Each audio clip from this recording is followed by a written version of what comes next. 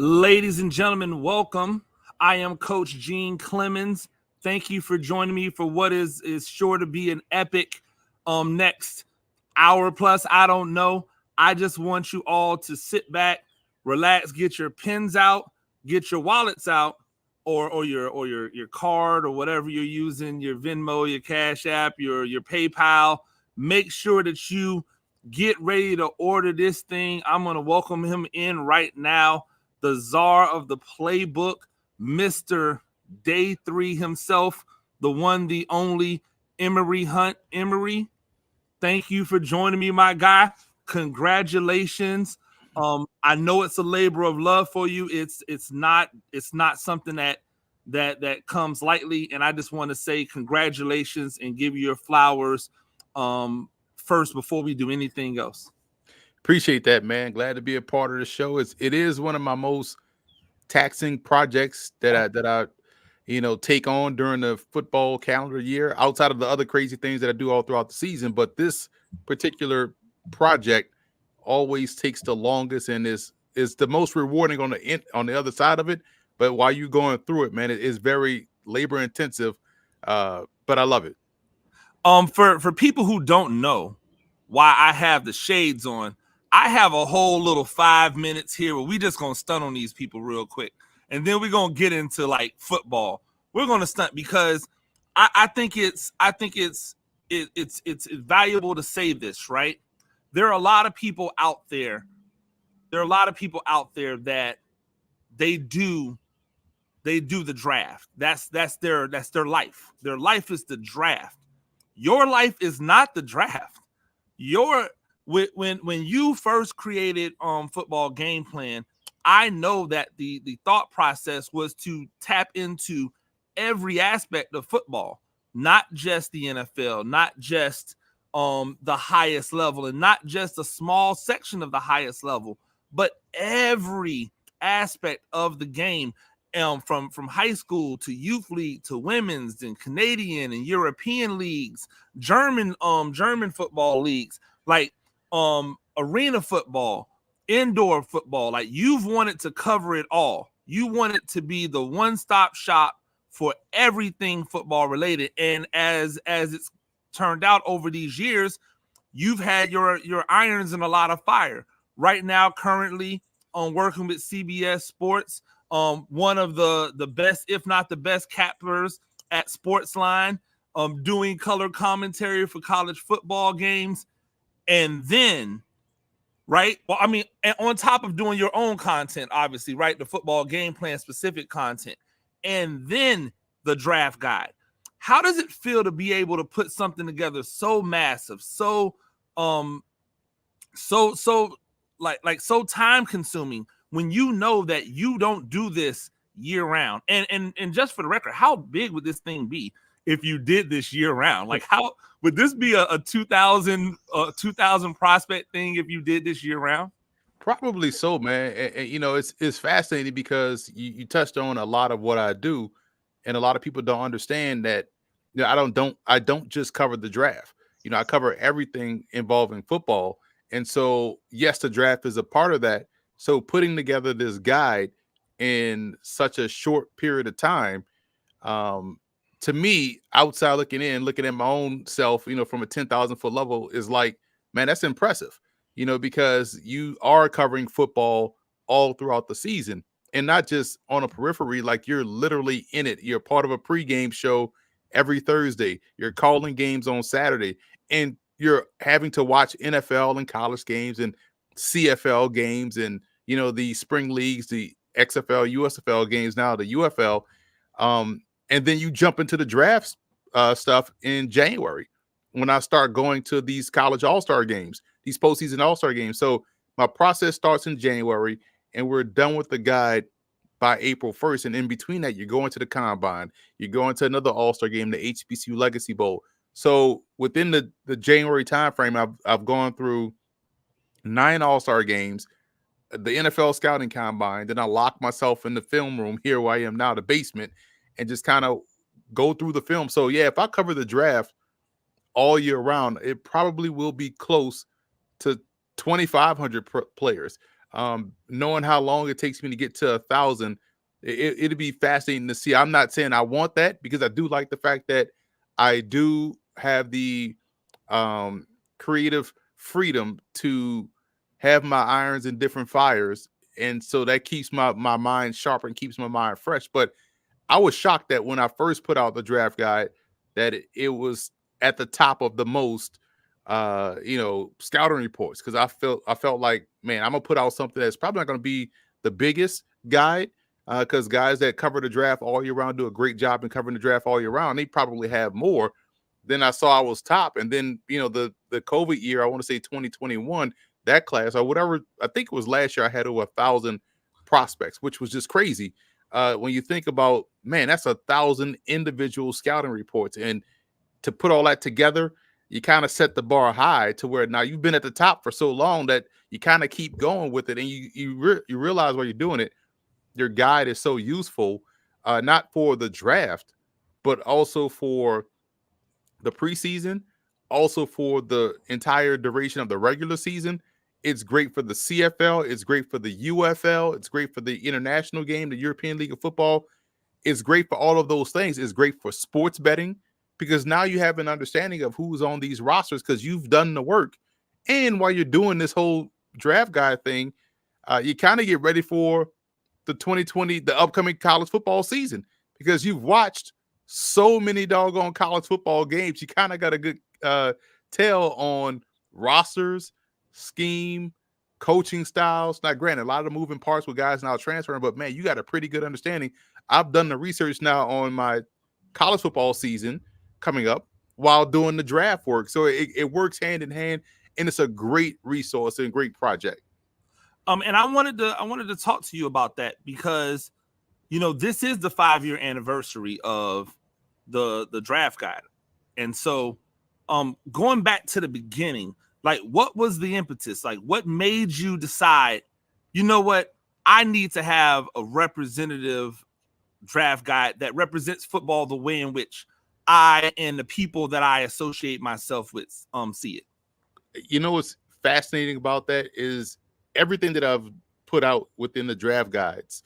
I used to just put it out on my YouTube channel, on the Football Game Plan channel, and it'll just you'll see my rankings with, the grade next to the player. If this is my 5th running back and he has a 75 grade, right? But there was no real context. Now, granted, here in my studio, I had the paper written reports of how I came about that grade. I was handwriting stuff and putting it in a binder and storing it away in my desk. But I'm like, if people are just watching these videos and they're commenting on the videos without understanding the context, I can get why some people may say, how can you have this guy rated this place when this place? And instead of just going in the comments and trying to defend or taking it to social media and trying to explain, like, you know what, man, let's just put all of this together in a digital format. Something I've been thinking about probably 5 years prior to actually putting out a draft guide. But the cool part, I don't say that like it is a cool part, but the good part about COVID, it forced us to sit our ass down. So I had time to really just, you know what, let me start with one report.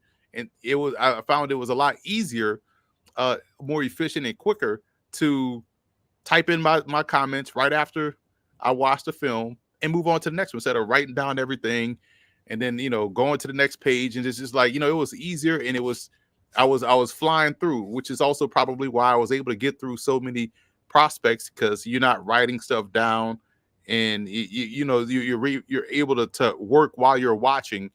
And that's why I was like, oh, this is easy to put together, and it's a clean look. I was like, I like how this looks. I like how this says. Now, if I go on my on the Football Game Plan YouTube channel, I can specifically talk about 10 guys and then shuffle everybody to, hey, you want to see the rest? Go to the draft guide. It's a full-fledged resource, and I can do specific segments or skits or videos about the draft while still pushing people to the draft guide. So it just made more sense to do it digitally as opposed to just having a list without context.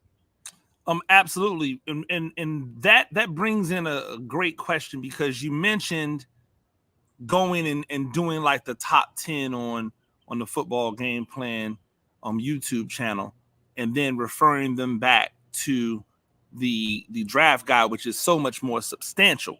It brings into the question though, right? Because we've seen others outside of maybe Dane Brugler, who does a pretty big draft guide normally.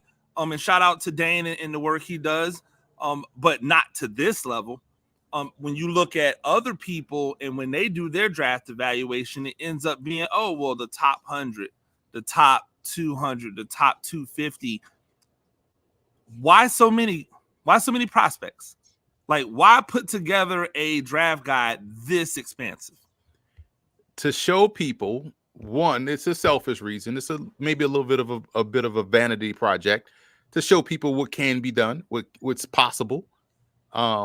You never want to think that nothing is impossible until someone does it, right? So if Emory is able to put out a guide this, why can't I put out? You kind of want to set the bar so people can, continue to push the thing forward. Because if you notice right now, we're all talking about, not we in terms of us, but we in terms of the industry, in terms, it's talking about the same 9 players. They're gonna be shit out of luck when we get to like pick 15. Like, man, I've talked about how many more Malik Neighbors scout reports can we see? We know he's good. Move on, right? So the reason why I do so many or grade so many prospects, one is to set the bar and kind of get everybody to strive toward that. And two, and this is most importantly, because I don't want to waste my time. If I'm going to all of these different All-Star games, if I'm going to 9 All-Star games and I'm not having reports on 95% of the guys that are there, then why am I going to all these All-Star games? I could just go to the Senior Bowl, go to the Combine, and then do a top 100, right? And why, if I'm like, it's a good resource. And thirdly, and this is also very important too, this is one of the reasons why I do it, because it helps sharpen your blade and keep your blade sharp. It is so easy to watch Ohio State and say, wow, that's a really good player. Like, no shit, he's at Ohio State. It's easy to see that, right? But go to a Bridgewater State game or watch a Division III game and find a pro prospect. That's how you become great at what you do and sharpening your blade. And you're able to find a guy there. You can find a guy at Purdue, but can you go to, Wisconsin Whitewater and check out a game and say, that guy can play on Sunday. This guy can play in the XFL. That may be a CFL guy. So if you can do that, then you're already thinking in terms of, sharpening your blade. And so you go to the All-Star games, you try to get a good gauge on prospects and athleticism and seeing guys up close. It's a great way to see guys live. And if I'm gonna be there, I'm gonna make sure I have some work showing the value of being there. Absolutely. I think one of the things that I really like about the draft guide, and when we were talking and in the when you really started becoming more vocal about, I think I'm going to do a draft guide. I want to do a draft guide, and I always tell people that our friend group chat in this business is a podcast within itself. Like if we could get that out there without ramifications, it would be fantastic. But one of the things that I think this draft guide really does, on top of just give people a different look than what they may have been groupthinked into, right? I think it also allows for us to highlight and give and give light to all of these prospects that are going to play in places that are not the NFL, right? Like there's over 900 prospects. Not all of them are going to the NFL. We all know that. But how many times have we seen throughout a season, oh, such and such just made a play, such and such just did this, and then you'll pop up, hey, this was my evaluation in my 2022 draft guide, or this is how I had them in the 2021 draft, and this, and nobody else. When people say, who is this guy? When people say things like that, yo, who is this person The one person that everybody, the entire industry turns to is Emory Hunt. Yo, if we don't know who he is, I guarantee you Emory Hunt knows who he is. And that is impressive, especially when you consider that you don't do this year round. I don't listen, and I think there are a lot of people who do a great job in this space, right? So this is not a shot. Well, maybe it is a shot. You know me. I don't really particularly care. Maybe this is a shot, but it's not intended to be like demonstrative or damaging to them. I just don't understand how you don't know more if 365 days of the year you are focused on one thing and one thing only. Like I just don't get that. Which is why it's it's the same beef I have with football coaches who say that they live and breathe this and they don't do anything else and they come in at 4 a.m. and they don't leave until 12 o'clock at night. Then why are you so bad? Like if this is all you do and you do this for 18 hours a day, then why are you not better at your job? So to see that you're able to do this, and I do think you have the advantage because your other jobs work into this, right? And you're a real football guy. You didn't come from some back doorway. You weren't a journalism student that decided that, oh, well, I got an internship at this place, so I just kind of worked my way up, and I didn't really love football. I just kind of fell into it. You weren't an analytics guy that got recruited because you knew numbers, blah, blah, blah, blah. You're a football guy who then decided to go into a football lane, and you have constantly, you know what I'm saying, done what football players do. And I think this is why football players or athletes are having such success in the podcast space. I think this is why athletes have so much success in broadcasting. I think this is why athletes have so much success in life after sports, is because the work ethic that you need in order to be a Division I caliber football player, if you put that work ethic into anything else, you're going to be successful. And that's why I think you have so much success, and why even if people don't agree with what you said or where you have someone ranked, they can't deny the fact that you've done the work, right? You didn't just put a list out that you screenshotted off your phone onto Twitter and then say that was my work. Yo, shout out to homeboy out there, whatever your name is, with your little 5-7 followers who decided that y'all wanted to shoot at my guy because of where he had play people ranked, and he asked you to show work, and you showed a screenshot of your phone and a list of players that you probably got off the internet. That's all the shooting I'm doing. It's all the flexing I'm doing. I want to start this thing off right. A little congratulations to you, my guy. Like, it is not easy. It is not easy to do that, to give that many evals in a year. And because, like, I can, we're going to start the day off right and make sure that everybody understands that this is a celebration. Like, as we sit and talk about these prospects, this is a celebration, and this is how you're supposed to celebrate. How do you, like, when you finished the draft guide? I know for me, this is what I do. Anytime I finish a big project, I crack open a bottle of whatever my thing is, whatever I'm feeling at that time, and I sit back and I just give a toast, right? I kind of give a toast to myself, almost, like, hey, you did that. When you slammed the computer shut, or when you typed the last key, what did you do? Like, how did you celebrate?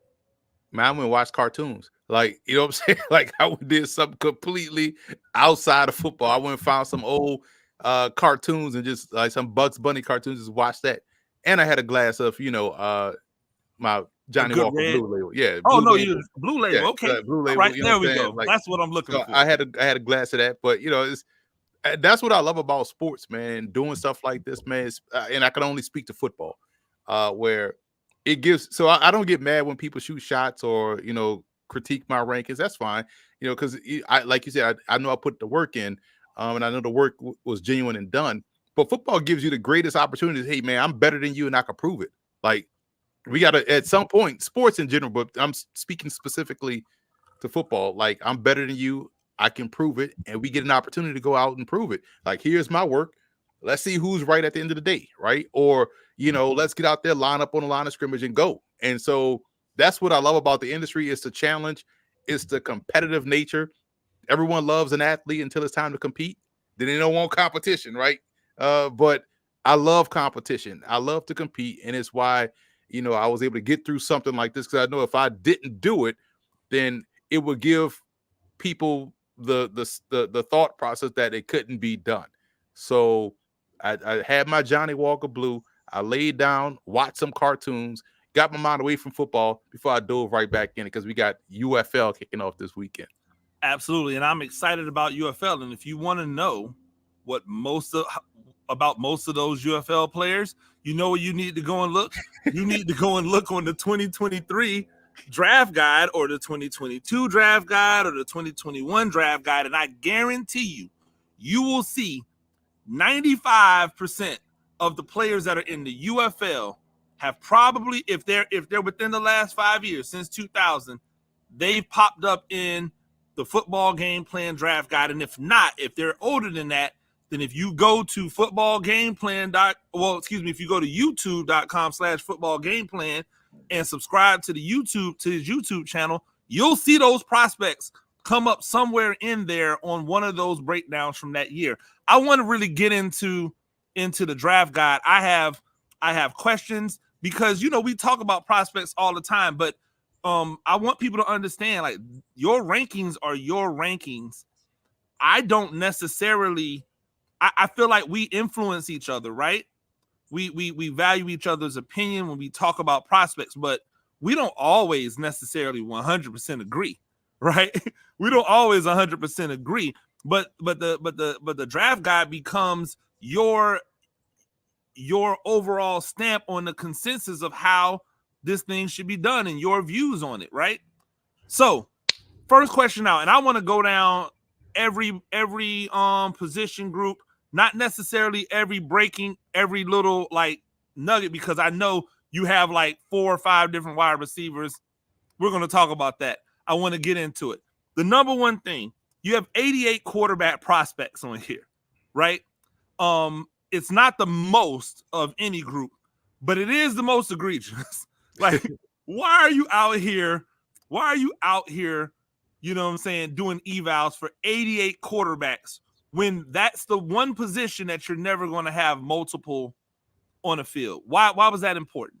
First, let me say this, just to toot my own horn again, like, just for those people to understand the thought process, like, in terms of how it's valuable for betting. I was number one, and I had a winning record in the XFL, winning record in the UFL or USFL at the time, winning record in CFL, winning record in NFL, winning record in college football, winning record in FCS betting. Tell people stop playing with me, man. Like, I know what I'm talking about. Listen, and I'm sitting on and get your money up. And if you're sitting on, if you were one of the great followers that purchased a draft guide since 2020, you're sitting on 4,000 scouting reports from 2020 to today, right? So again, the boy doing the work. But to answer your question, man, going to the All-Star games, every All-Star game, let's say when you think about the Senior Bowl and Shrine Game, right? They have 6 quarterbacks in each. So, but I also go to the FCS Bowl, College Gridiron Showcase, Hula Bowl, Tropical Bowl, and also the Canadian East-West Bowl up in Canada. I go every year in May to check out their prospects. So you factor in 6 times 8 or 9. That's about 45, 50 something, 54 quarterbacks just off all-star games. Then you factor in the guys that may declare early, that don't go into all-star games, and some guys who eligibility has run out. Let's say like a Emory Jones, who wasn't in any all-star game, but he's graduated. He's going to find his way on a roster somewhere, whether it's in the NFL, CFL, or UFL, whatnot. That's it. Damn near brings you to the 80s, right? So, and why would I go to the all-star game, see a quarterback throw, and just not put the guy in the guide, like kind of have a grade for him, just in case. You never know. Somebody gets signed in week 6 and it's like, well, who the hell is this guy? Oh, this is the guy I saw at the College Gridiron Showcase. Here's a report. Absolutely. And it also shows people, and it really, this is important because it really starts to dispel the myth. There's just not enough good quarterbacks out there, which is a lie on its face. I want to talk about I want to come back to that because that's a great comment. We hear that all the time. Like this league doesn't have enough quarterbacks to go to every team, and yet every year people are drafting quarterbacks in the first round. I'm like, well, that the math ain't mathing, right? The math ain't mathing. But you've got Caleb Williams at number 1, no surprise. You got Jaden Daniels at number 2. Not necessarily a surprise because of how much he's ascended through his play, and where people think that he can be as an NFL prospect. But then things get a little bit crazy, right? And not crazy as in, oh my God, what were you thinking?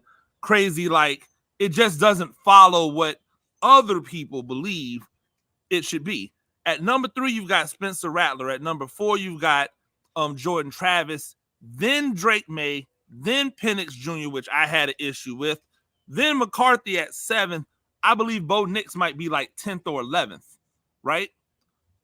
What did you see in Rattler? What do you see in Travis that tells you these should be, if you're just taking off of talent and projections, these two should be the next 2 off the board?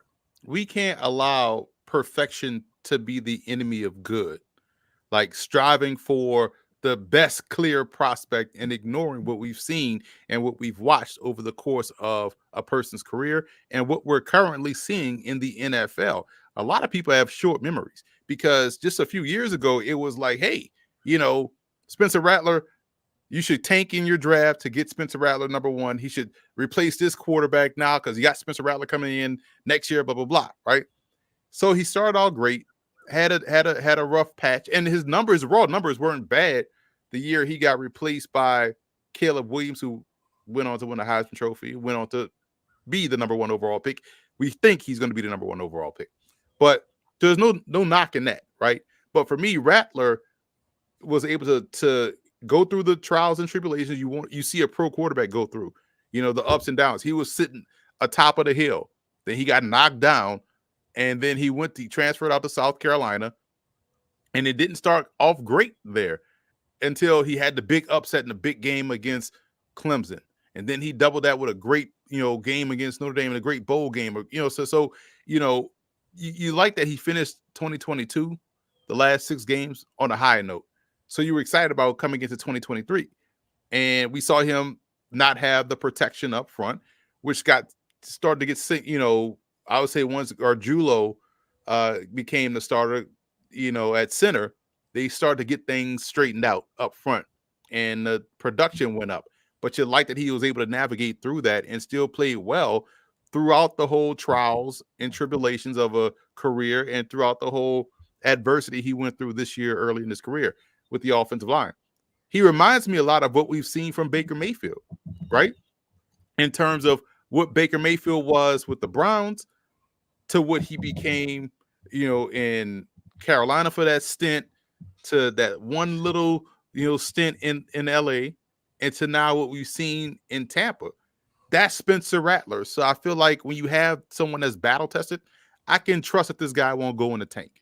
And as for Travis, had Travis not gotten injured and been able to participate in the postseason and also in the postseason all-star game circuit, we'd be talking about him going in the first round because the chains move when he's at quarterback. And he is someone, and he'd be the first one to tell you, he got significantly better every year at Florida State. And to the point where you start to take his game seriously as a quarterbacking prospect, as a pro quarterback prospect. He went from athlete to quarterback. That's an athlete, right? And when you see a guy make that transition, you like, this dude has it. He's ice cold in critical situations. Situational football, he plays well, which is huge in the NFL. Doesn't get rattled. and he is someone that finds a way to make a way. And to me, that's a plus as a pro player. Kind of like how Russell Wilson was at NC State. I see a lot of that in Jordan Travis's game. So Penix Jr. at 6. You know that I have him as my number 3 prospect, right? I actually think that Jaden Daniels is my number 1, Caleb Williams my number 2, Penix is my number 3. I like everything about his game. So I won't I know you like him. I know you think he's going to be a great pro. That's not the question. As the world is finding out that Michael Penix is an athlete, I don't know where they've been. I don't know if they never watched him at at Indiana, or if they didn't look at him coming out of high school, or what happened. But they're now finding out that he's an athlete, like a legitimate high level athlete. Do you think that to a certain extent he was probably pulling the Teddy Bridgewater, like sandbagging the athleticism, so that he didn't get put into a box that a lot of black quarterbacks who are athletes get put into these days?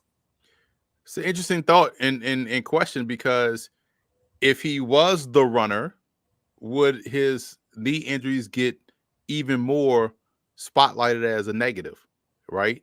Well, he ran, and look, he hurt his knee. So if he gets hurt, he won't be a runner anymore, right? That's probably a thought process that was going on. But because he wasn't the runner and he hurts his knee, he's no different than any other pocket passer that gets hurt in the pocket with a knee injury. So now you look at his knee injury like, well, he wasn't a runner anyway. As long as he's back there in the pocket, he should be good.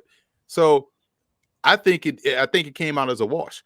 But for me personally, I just feel like granted, 2 separate careers, Washington and Indiana. I felt like he was super streaky at Indiana. And every pass was a flatline fastball. He started to develop a little bit more touch at Washington year 1, and then year 2 you saw to see it pepper down the field. Now there's still some times where everything is coming out straight line fastball, but I like that he has now added some touch, which is tied to the anticipation when you're throwing a deep ball, because a deep ball is essentially a quick pass. People think it's a long play. It's actually a short pass, because it's 1, 2, 3, get the ball out. But you have to really get the ball out on time. You have to anticipate that your guy is going to win to get underneath it. And he's shown that anticipation, which allows him to develop that touch that he didn't have at Indiana, in my opinion. So I have 2 movies of, like, I'm watching House Party 2 juxtaposed to House Party 3. House Party 3 has the same elements in it, but it doesn't feel like House Party. It feels like a completely different franchise than watching House Party 1 and 2. And so that's where I was with Penix, and that's why he was not in my top 3. All right. So with that being said, right, we know what the top of the board looks like for quarterbacks. Let's go down to places where others haven't gone. Deep cuts. Who is someone in that, that 40 beyond range, that if they land with the right organization, if they get lucky and somebody gets hurt or somebody performs poorly and they get an opportunity, who's that guy from 40 on that you think with the right opportunity has a chance to be out of here? Listen, Dylan Hopkins from New Mexico. I was shocked at how well he threw the football, because New Mexico spent their Saturdays getting blown out in every doggone game, right? So, but I'm watching Dylan Hopkins and I'm like, damn, that's a pretty impressive throw. Then you see, plays have it. Obviously, there are few and far in between. Otherwise, he wouldn't have been 40. He would have been higher, right? But man, I like his arm strength. I like how he's able to throw the football to the opposite hash, outside the numbers with ease. And it's like, he can really drop the football. And you think, okay, if he gets into a situation where, you're thinking hard play action fake, deep shot, intermediate to deep, he's killing it. And I was like, man, this dude really got some talent.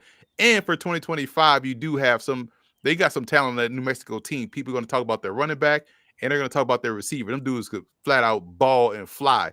But watching Dylan Hopkins, I was like, if I was a team in round 7 or undrafted free agent or a UFL team, I'm trying to get his services like right away. So is that your guy that you think the UFL should be harassing right now? Like, don't even think about the NFL, buddy. Come on over here and hang out with us. If there was one guy that if you were in a UFL general manager that you could convince to not go and be on somebody's practice squad, but come over here and play football, who would it be? Man, listen, it's not just one guy. If I was a UFL GM, man, I'd be killing it right now because I would straight up tell these dudes like, look, bro, you know the league not gonna check for you like that. Come over here, play some pro ball. We start our season before the draft. You get 4 games of pro tape on record. Let the league reevaluate you from there. So I'm reaching out to Joe Milton. I'm reaching out to Talia Tungavaloa. I'm reaching out to Dylan Hopkins. I'm reaching out to DJ Irons. I'm reaching out to Emory Jones. I'm reaching out to Cade Peterson of Grand Valley State. I'm reaching out to all these guys like, listen, you guys can play, but there's questions about whether or not you can play at the pro level. Well, we are a pro league. Come take this little 4-week investment, get you some reps in there, bypass that whole NFL draft process in terms of the pregame, the pre-draft process, whether it's an all-star game or the combine. Man, just come get ready for our UFL season. Come ball out 4 weeks. You get 3 weeks, get your 3 games in of pro tape, kill it. And now come April, the league is like, man, we had this guy as a priority free agent. Now we've seen him against pro players, against a pro defense, against pro scheme. Now he's elevated himself to a 4th round pick, and we give him a chance to at least compete for the number 2 spot, as opposed to coming in on a tryout camp basis or come in as a free agent and maybe get 5 snaps during the preseason, the entire preseason, and we cut him at the end of the final cuts. Man, take that chance, come over here. Obviously, you won't make the same amount of money that you could make as an NIL guy, or if you get onto a team. I get the financial part of it, but this is about playing and elevating your status. There's nothing better than fresh tape. Come out here and get some fresh tape for 3 weeks. And for me, that guy is Davius Rashad, right? Like if I'm a UFL team, I already know the game plan. They're not going to take him serious. He's from an HBCU. HBCU quarterbacks get dinged immediately just because they're from an HBCU. I know he can ball out. I saw how prolific he was at North Carolina Central. Like if I'm a UFL team, that's my first call. Hey man, listen, don't even worry about it. Come over here, become a star, and then we'll double back to that at another date. If the Carolina Panthers want to bring you in, and give you a camp, a camp invite. But you can play this entire year. You can get your name up, get your star up. I don't know why the UFL isn't using this model. I don't know why they're trying to regurgitate talent that's kind of been around. But I think they're either going to figure it out or there's going to be some issues with the league going forward. Trending, right? Who's trending towards number 1 as your quarterback for 2025? Oh, that's easy. Shedeur Sanders. He is the clear-cut number 1 option at the position in the class. I don't find the discussion to be serious when people don't have him as QB1, maybe QB2 if you want to, put somebody else ahead of him. But he's not better. He's not worse than Carson Beck or Quinn Ewers or anybody else you want to throw in front of him. Like, he is the best quarterback in the country right now in terms of pro prospect and how he's handled. And you go back and watch his games against Jackson State. His touchdown to interception ratio is crazy. You think about the pressure of being Deion Sanders' son at the quarterback position and having that spotlight on you, and he handled that success at Jackson State and then at Colorado, despite what we all saw with our eyes with the protection and stuff like that. Like, Shedeur Sanders is battle tested. He has the arm talent. He has the skill set. He has the ice water in his veins. He is the best quarterback in 2025. Period. I'm gonna tell you something, and I know people are going to look at this and say this is hyperbole, but I wholeheartedly believe this. for everything that you've said and for just what his skill set is, I believe that Shedeur Sanders is the most pro-ready quarterback in the last 10 years. The last 10 years, the most pro-ready quarterback. And notice I didn't say he is the most talented quarterback. I didn't say he has the biggest arm. I didn't say that he's the most pro-ready. Number one, by the time he's done, he is going to have played well close to 60 games as a pro without being 23 years old, right? Without being 23 years old or 24 years old, he's going to have played close to 60 games, if not, right? That's one thing. The other thing, he's grown up under a pressure cooker his entire life. He has not only been Deion Sanders' son, but he's been the chosen one of Deion Sanders' sons, right? Like Deion Sanders Jr., everyone can agree that he was getting a lot of his shine because his name was Deion Sanders Jr., right? He was a decent player. He was a Division I athlete. I don't want to take anything away from him, but he's not an All-American. He's not an unarmed All-American if his name's not Deion Sanders Jr., right? Shiloh is a really, really underrated safety. Like, he is going to be better in the league than a lot of people are giving him credit for because he has dynamics that they just don't talk about. He's actually a really, really smart football player. Mm-hmm. But you can tell when Prime looks at Shedeur, he sees himself, right? And he has projected that onto Shedeur. And even by the nickname Grown, his maturity level, like how he handles situations, I think that part, the neck up part that people only ever use when they want to try to disrespect somebody, they don't use it the other way, right? You've never seen him have a meltdown. You've never seen him be rattled. You've never had questions about his preparation or how hard he's working or whether or not he understands what's going on the field. Those are some of his best qualities. And then you add into the fact that when he got to college on some daddy ball stuff, right? And everybody was like, oh, it's daddy ball, and he did this, and he just came in and from day one murdered it and has been murdering it ever since. So he's my clear-cut number one for next year, unless something drastically changes or if Jalen Milroe takes that next step and now all of a sudden we're talking about the A-plus athlete with the skills, that's probably going to be my number one guy. We've got some quick hits because I want to get through and touch on these other positions and what you have. Running backs. As a freshman, Braylon Allen was considered to be like the next Bo Jackson. He didn't have to go to college, right? Why is he in college? And then 3 years later, he's not even 21 years old and people are acting like he somehow fell off. Like, what happened? I think people just got tired of, it's a joke, but it's serious. It's prospect fatigue. Like, he's still a very good running back. And I think because he isn't that, top 10 burner that we've seen from Wisconsin, going back to, Michael Bennett, to every other back that played outside of Ron Dane, was one of these explosive game breakers, right? And he breaks a lot of runs in his own right. I just feel like people just kind of, just got tired of talking about him. And I like that you brought up his age, because that's why you still have to have a lot of faith in his game moving forward, because he is so young. So he still has a lot more leeway, a lot more runway to get even better, despite logging a lot of minutes and snaps at Wisconsin. Who's the guy in 2024 that's going to rush for 1,000 yards or close to 1,000 yards that we haven't heard of? Like, who's the Kyron Williams of this draft? Well, I wouldn't say now we haven't heard of him, because everybody's been talking about him since the combine. They probably should have been talking about him since the season, but it's Isaac Garendo of Louisville. Fantastic running back. He has what I like to say, he has the tools to really get 1,000 yards without being a feature guy, because he has a game-breaking speed. He was at Wisconsin. He was also a kickoff returner, so we knew he has the long speed.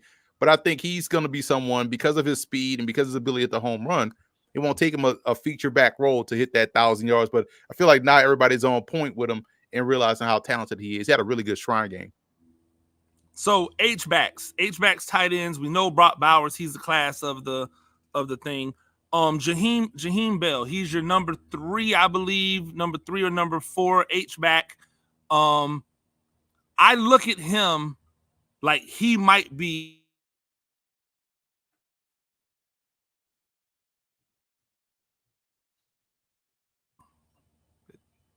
sorry, I might have a glitch right there. Are you back? You hear me? Mm-hmm. All right. Jaheim Bell, I think he has the opportunity to be an Isaiah Likely type. What do you think? I like the explosiveness. Him, the kid from Trey Knox. I also like the H-back from NC State. Like, these dudes are explosive. Bell is explosive. I think people underestimate how athletic he is, how explosive he is. He can also carry the football too. You can get creative in how you want to use him. So yeah, I could see him having a role like that where you say the term he could be better in the pros than he was in college. That aptly describes Jaheim Bell and a bunch of these H-back types, because we've seen them start to carry the football a lot more in college football. Receivers, you have Odunze as your number 1 split, Neighbors as your number 1 flanker, McConkey as your number 1 slot. We know that Marvin Harrison Jr. is highly thought of. Who is your, like, if someone just said, hey, I need 1 wide receiver because in this league, receivers don't just stay in one spot anymore, who's the guy? Neighbors get buckets. Like he is someone that just, the ball is getting put in the paint. So Neighbors to me is that guy that instantly pops up like, man, give me him. And that's a guy that you want right away because he can win anywhere on the field. He can win short. He can win intermediate. He can win deep. He's a rack guy. Like, he is someone that just, you could tell he's a hooper's hooper type receiver. Deep cuts. Who's the Costco Neighbors? Like, who's the guy that you can get in the 6th and 7th round that could essentially be like it's going to happen, right? Like, who's going to be a Neighbors like guy in the 4th, 5th, 6th round? Man, listen, it was a great year for Division III football prospects. So there's a bunch of guys I really like D'Angelo Hardy out of North Central, national champion 2022. Fantastic receiver. Cole Burgess out of Cortland. They won a championship this year. He is legit speedy. But John Giles of West Florida, out there in Pensacola, another one that had a really good college gridiron showcase, parlayed that into a Hula Bowl opportunity where he performed well on a short week. And he's 6'2", 202, insane athleticism, like jumping out the gym type, ridiculous hops and ability, but also can catch and run, and for a bigger body guy. So I would say any one of those guys, but I would lean more toward John Giles because we've seen him do it at the postseason All-Star game circuit. Center. Is center the most difficult offensive line position in football to evaluate? That's a great question, because I kind of find it easier to evaluate the interior guys, especially center, because things happen so quickly. You can kind of scheme a tackle out of the offense, but you can't hide the fact if your guard center guard combination is trash. So you immediately find out who can do it, who can't, and it's hard for starting centers at the collegiate level to be terrible because nothing would work. So I think it's easier to evaluate centers. Now, granted, there's levels to, okay, this guy has the athleticism, this guy has the length, this guy, he's short arms, but he's quick off the ball, and he gets into the body quick. He could win a wrestling match. There's guys that can sit there in the chair and anchor, and you go nowhere. So there's levels to talent, but man, you got to be, if you're starting at the collegiate level, you're a good center. Well, I think that's really more my point, right? At the collegiate level, if you're a center, you're probably good, but there's so many different shapes and sizes and athletic profiles that when you start projecting for the NFL, is that why you see them all like kind of drop in the draft? Because there's just, well, If it's one, then there's 8, right? If there's one, there's 9. If there's one, there's 12.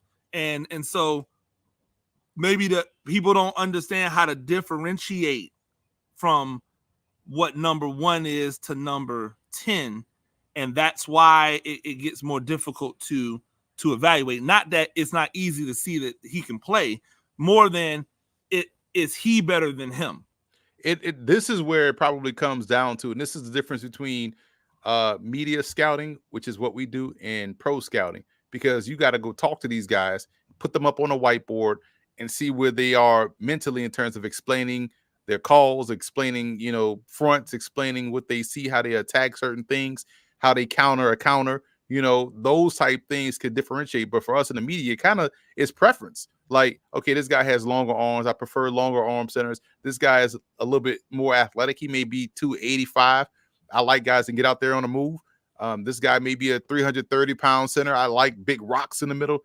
It probably all comes down to preference. I do think if you ask a lot of people in media who scout for the NFL draft their favorite center, you're going to get a different answer every time. Or they're not going to really know. Like, if we're being honest about it, they're not going to really know. That's the one position, not position, but unit, the offensive line. That's the one unit where people in the media that scout show humility. Hey, man, I don't know offensive line. I don't know all this stuff. I leave that to the O-line mastermind. Shout out to my guy over there, O-line mastermind. Big fan of Duke Manyweather. Great guy, right? But, folks, but any other position, I know more than you, boy. Expert, right? But offensive line, footballgameplan.com/2024 draft guide. I'm with Emory Hunt, the czar of the playbook, Mr. Day 3, Mr. Get Your Money Up if you are into sports betting. Guards. What puts Coleman over BB? Because a lot of people have BB as their number 1 guard. I have BB as my number 1 guard. Coleman is your number 1 guard. Why is Coleman number 1 over BB? Javion Cohen. Cohen is you talking about the I'm guard? Sorry, not Coleman. Cohen. Yeah, Cohen. His athleticism. I like his athleticism a little bit better than BB. But it's weird though, because BB gets out on pulls better than Cohen, despite Cohen being a better athlete. But Cohen is also like functionally strong and is a little bit more consistent in how he's moving guys out the way. I love this game against Texas A&M. BB is another really good player. I think I only have a point difference between BB and Cohen, but it's interesting how one guy is the more athletic guy, but the other guy moves a little bit more functionally athletic than the guy that's technically athletic. So, but BB, again, one of these guys, I call Kansas State a, sight unseen type program. Like, if you're a player from Kansas State, 9.5 times out of 10, I don't have to see your tape. I know you can play. Same with Utah, in the secondary or Iowa tight ends. Iowa tight ends, like you know what I'm saying? Like, it's like sight unseen, I'm good. LSU wide receivers, like University of Louisiana, like broadcasters, like good cornerbacks. I'm good over there. Yeah, I think for me, I like the angles that BB takes. I think he takes better angles. He gets himself in a better position. He doesn't move people as much as you'd like a guard to move people, right? In this day and age, but I do think he does a really good job of positioning himself. But I wanted to get your thought process on it. Tackle. To me, there's a lot of really good tackles in this draft, and clearly there's a lot of good tackles according to you, because you have a high grade on a number of them. Where is the fall off? Like, about how many do we get in before you say, okay, now the warts are really going to start coming out on some of these prospects? I'd say probably, like, if you're looking at the guide, probably tackle maybe 10. I know I have 6, I think, with 80 grades or higher, which are really good players. Guyton is the borderline, I believe, the kid from Oklahoma, the 6'7", 330-pound tackle. That's the one where I feel like, okay, after him, maybe you start to see a little bit more, flaws in people's game. But the aforementioned 6, like, this is where it's fascinating when you talk about Shake draft them up. because whoever drafts the first one, you know the run is about to start. Same with receiver. Wherever the first one goes, 5 more about to follow him in succession. Same with the tackle position. I think this is a very good tackle class where you can get okay. If I don't get the first guy, the fourth guy is not bad at all. Actually, he might be a Pro Bowler too. So I do feel like this is one of those classes. But I would say probably maybe about the 10th tackle. You're looking at okay. I can probably wait to the second round or so to get one. You know. Yeah, this reminds me of the Evan Neal draft where there were 3 guys who were all kind of in a blender with him and Cross and those guys, and then a few years before that with oh gosh, what was it, the kid from that went to the Browns and the Jedrick Wills draft. Jedrick Wills and the Buccaneers right tackle and Wirfs and all those guys. Yeah, where Becton was in that draft as well, I believe, where there was just a group of them, and somebody, like everybody's going to hit. Right. Somebody's going to roll snake eyes. Right. Somebody's going to pick somebody that they think is really good and it's not really going to be good. DN and edge rushers. I wanted to talk a lot about this defensive side because with specialization happening so much more in the NFL, it has forced us to look at positions differently, right?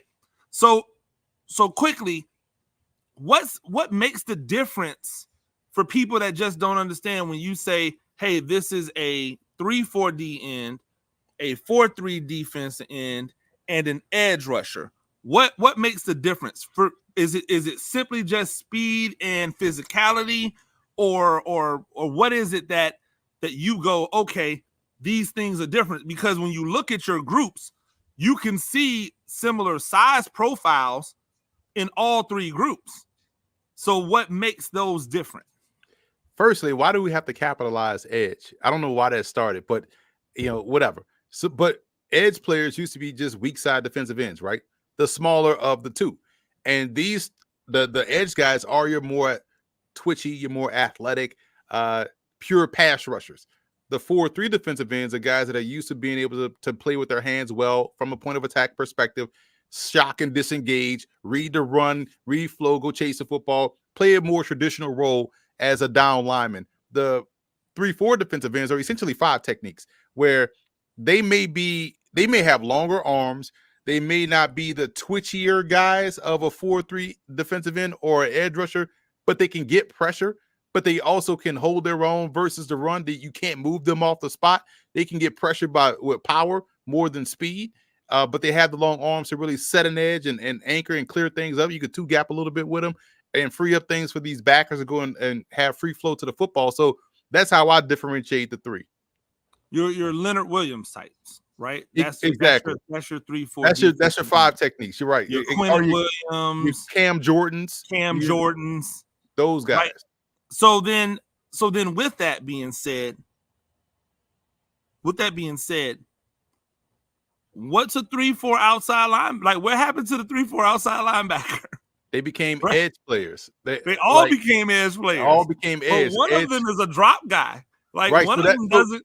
That's a good point. Like and that ties into another position where the linebacker, the off-ball linebacker, I still classify them as Sam and Will. The Sam backer is technically the one that could be a rush in that can drop. You know what I'm saying? So you kind of can cross where, he could be an edge guy, but he's a little bit better on his feet, dropping in zone and can cover a little bit. But he's a thicker guy. That's your Sam backer because you play over the tight end, beat him up, and then drop in coverage and whatnot. Will is your guy that just like classic is your bigger safety essentially, or defensive halfback if we're talking CFL. You know what I'm saying?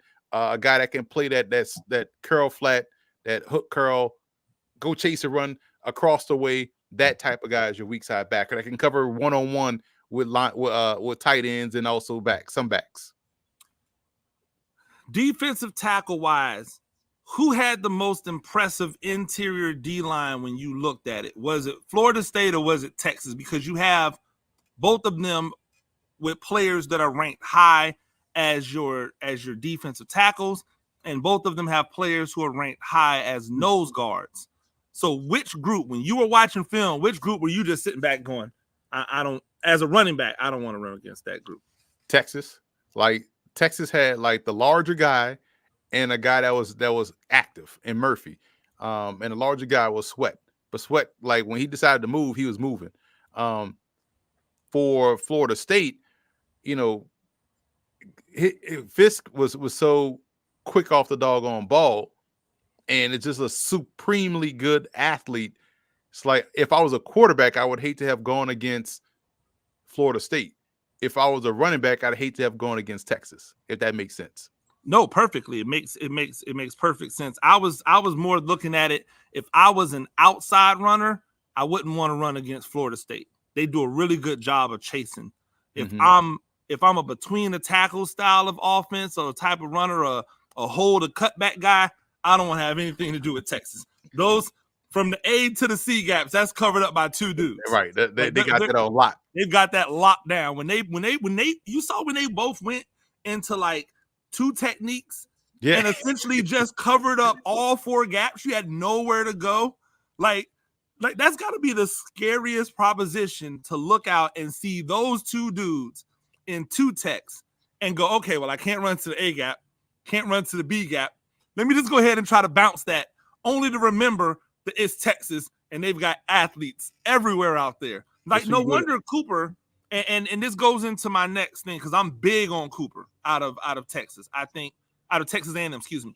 I think that he has a chance to be a really, really good linebacker in this class. He is big, he's athletic, he's strong, he has a really good football IQ, and you have him as your number 2 linebacker because you've got Jeremiah Trotter Jr. as your number 1. What put Trotter ahead of Cooper for you? Just consistency in coverage. He's a little bit more cleaner in coverage on both sides, man and zone. He just sees it a little bit quicker, a little bit smoother, can break on the ball a little bit better. But to your point, Cooper is someone, when you're watching him, and I got this feeling watching that whole Texas A&M defense, I'm like, this is the Texas A&M defense, type of defense I grew up on, where you had the Dat Wins and those cats, the wrecking crew, a little bit before Dat Win with Quint Coriat and all them cats, like blowing stuff up. Like, this was the A&M front seven that you like to see. Cooper is one of those guys. So, like, if you wanted Cooper number 1, no argument from me.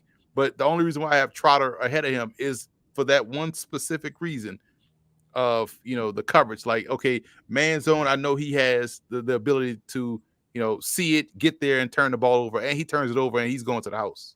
To the crib with it. Like, I like him a lot. Who's the biggest thumper in this draft class? Bro, this is someone, saw this at the All-Star game, on the All-Star game circuit. Then I saw it on film. And it makes sense when I say where he went to school, because you wouldn't expect anything else. Leo Lowen out of Army. Bro, when I say we're sitting there at the All-Star game and at the practices and everything's going on, you know how football practices, just like, but then you just hear pop and you like, yo, what the hell? And it's him in a run game. Then okay, that's maybe he caught the running back slipping, right? You know what I'm saying? He the one dude that's going extra hard. Everybody kind of like going 75%. Here he come going military speed, right? And then a couple plays later, crack. You like, yo, this dude is out here earning paychecks. And then you watch film, and it's like, I watched their game against I watched the Holy Cross game, because obviously they have a great running back in Holy Cross, and the quarterback Sluka is an athletic guy. You want to see how he can do against athleticism, despite it being an FCS school. Sluka had a clear lane where he was like, okay, he gonna try to break him off. Crack. I'm like, bro. But people always underestimate that, because they're like, oh, look at these dudes. They all, 6 feet, 225. We about to run through these dudes, not realizing they're military strong. These dudes will break your arm in like 15 places, like, and just keep breaking it, right? So this is what you're dealing with. You're thinking, like, man, we about to run through Army, we about to run through Air Force, run through Navy. No, you're not.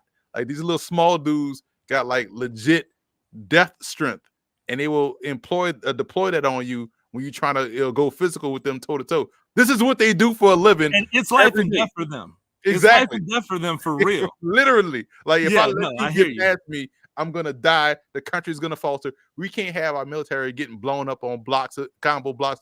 But Leo Lowen out of Army is legit blowing things up. Cornerbacks. Do you think that the front offices and coaches miss on cornerbacks so much because they don't differentiate in their abilities like you do? Like you have your field corner, you've got your boundary corners, you've got your slot corners. Like you differentiate them because you are looking for, not that that's the only thing that they do, but that's what they do at the highest level. Do you think that there's a lot of NFL teams missing on cornerbacks because they just go out and try to pick whoever they think the best corner is instead of the best corner that works for the type of defense that they have? You kind of hope that that's what they're doing and picking the best guy for their scheme. The one position I feel like everybody understands is slot. You kind of get okay what you need in a slot guy. And I know there's no boundary or field at the NFL level because of the hash marks being close. Everything is played in the middle of the field. It's outside and inside corner.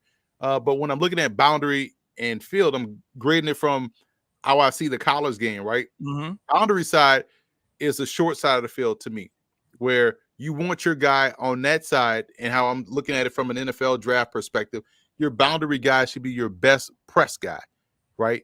He should be the one that's lined up on your X receiver, where they can go toe to toe, they can slap box right there at the line of scrimmage, and you feel confident that your guy can, bump, press, and ride him to the sideline. Your field corner should be the most athletic of the two, because by the definition of field, he has more room to cover. So he better be able to run, transition well. He better be fluid. Now, it could be great to have a guy that can play both. You know what I'm saying? Which is why in NFL, you got to be able to play both. But I want my guy that can do better at the line of scrimmage on my X receiver, the boundary side, as opposed to the field side. So in this draft, who's the guy that nobody's talking about, but he's the guy that's going to be a luxurious need in a year or two?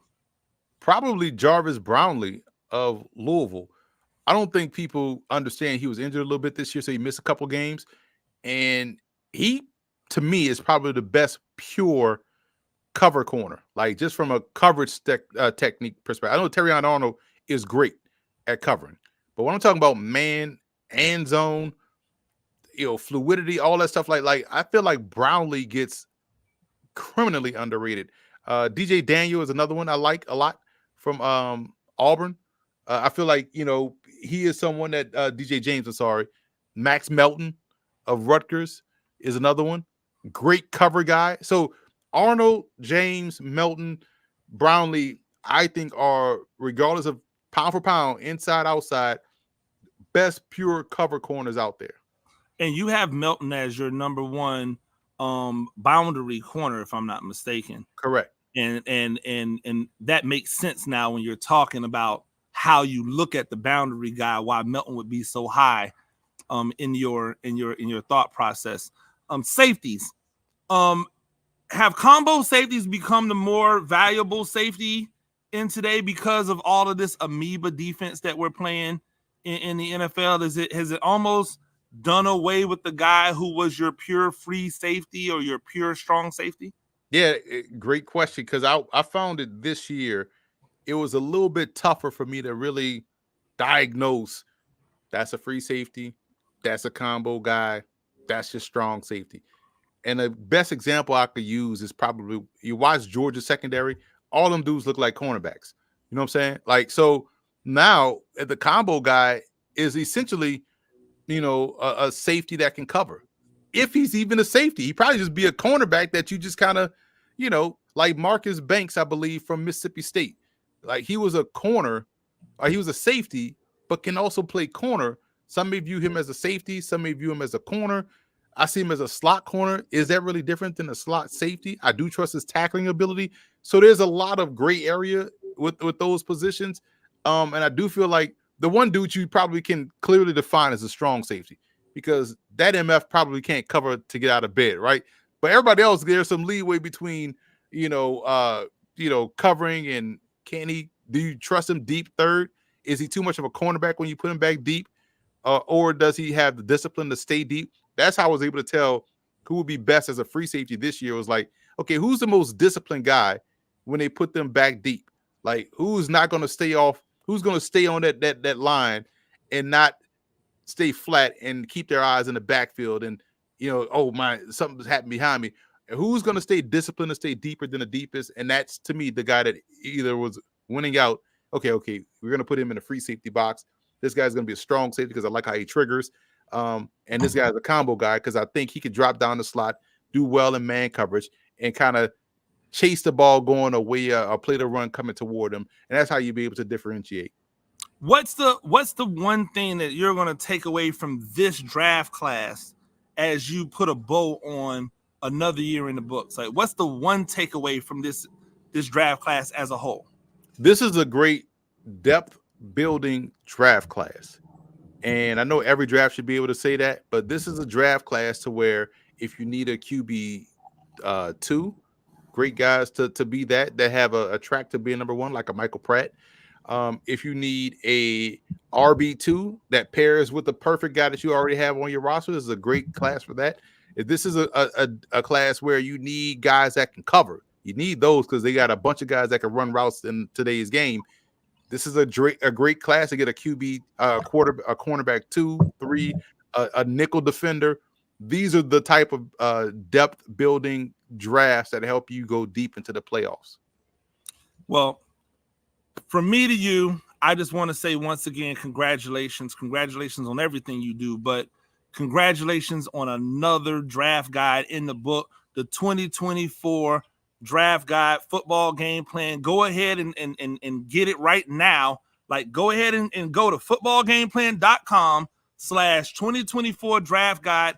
Follow this young man on X or Twitter or whatever you want to call it at Football Game Plan. Follow him on Instagram at Football Game Plan on YouTube. Check him out on CBS. Subscribe to his picks on Sportsline. Do all the things. Check him out on Saturdays. Looking sharp. I'm trying to come for you, man. I'm just putting it right out there. Like, when you see me on broadcast on Saturdays, just know I am shooting at Emory Hunt, Mr. Day 3. Thank you once again for joining me. Thank you for allowing me to do this. I love watching your work, man, and I'm super excited for you and what 2024 holds. Well, listen, I appreciate you bringing me on to do this. I wouldn't have done it with anyone else but you. I love you as a brother, love you as a friend, love you as an analyst, and I want people to understand, man. Like, this is what football game plan is all about. And when you get the draft guide, pay attention to those last 3 pages of the draft guide, because that's going to give you the idea and the thoughts of what's coming down the pike. Maybe this summer, maybe right before the NFL season. Pay attention to those last 3 pages, because that's where we're on right now. Those last 3 pages, we're on that. Like, I'm not even going to say anything, but I know it's on the last 3 pages, but we are on that. And if you're not on it, you should be. How Bill Belichick said we're on in Cincinnati, like, we're on to that. Hey, now. let me put these back on for them haters out there. Let me put them on for the haters. Hey, we know you only did 150 people.